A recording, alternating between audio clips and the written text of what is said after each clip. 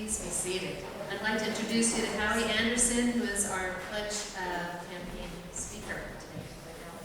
Why are you at St. John's?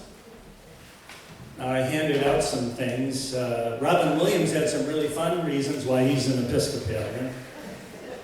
We miss him. But Father Dennis Maynard, we also have that. You can read this stuff later. But one of his things in his little book, Those Episcopals, says, if you're looking for a church where diversity is celebrated, not condemned, where thinking is stimulated, not discouraged, where righteous living is of greater value than right talking, then your being loving is more important than being right, then you probably belong at St. John's.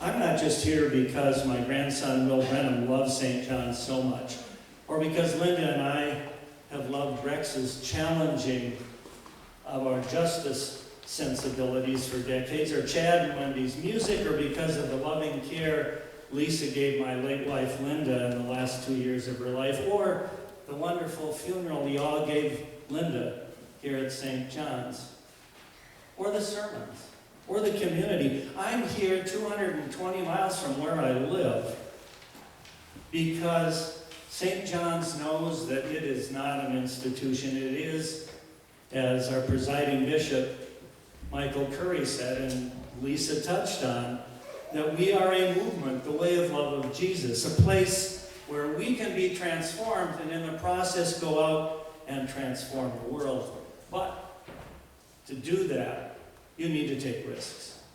And St. John's has always taken risks for justice. Just read the history, if you haven't, on the website about what St. John's has done over the decades. I've known about this place for probably 45 years. And I've known, for instance, Henry Lemaire, who's in the columbarium where Linda and I will be, was the one that always at our diocesan convention called us beyond where we were in matters of justice. St. John's and Bill Goddard called us on civil rights, stopping Vietnam. St. John's risked. St. John's and Bob Harvey stepped out on women's ordination, children being a full part of worship, a new prayer book, and Bob helped and saved hundreds of lives by helping to form an organization to help alcoholic clergy. St. John's risked. St. John's called Todd Smelzer, who it turned out was my mentor in liturgy. He was the first openly gay rector in the diocese, and when you did that, it opened the door for all of God's people to be honored and even be possible for them to lead. St. John's risked. St. John's called an inexperienced, very, very young woman from Ohio, one of the first female rectors to come. St. John's risked. And of course, Mary Ann Buddy's done sort of all right, I think. Needs in what? In fact, Bishop Anderson asked me to be her mentor and show her all the bodies were buried in the diocese because I was on his staff. What a gift that was. To watch her standing in front of one of her congregations, St. John's, after the photo op and calling people to sensibility. Needs in Haiti, Guatemala, First Nations Kitchen, St. John's risks. Liberty Church opened up, St. John's connected, and St. John's and Liberty risked. St. John's is following the way of love of Jesus in truly remarkable ways. And to live a life of risk and follow Jesus, it turns out it's a pretty good thing. Probably the least Christian or church community in the United States is Seattle. And they just did a survey. 25% of the respondents said they had a favorable image of church or churches. 85% responded they really liked the teachings of Jesus and Jesus himself. So it might be a pretty good way to be.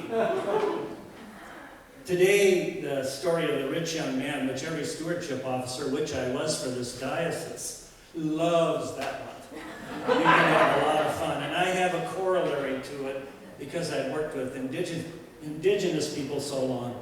A man named Father Liebler came as a young man to be the missionary to the Dene, the Navajo. And after a while, he spoke fluent Navajo, which almost no one does, and if you're not growing up with it. And he taught what it meant to be an Episcopalian: worship, work, pray, give. Worship, work, and pray. The Navajos all nodded as he taught that through his translator. Then he got to give.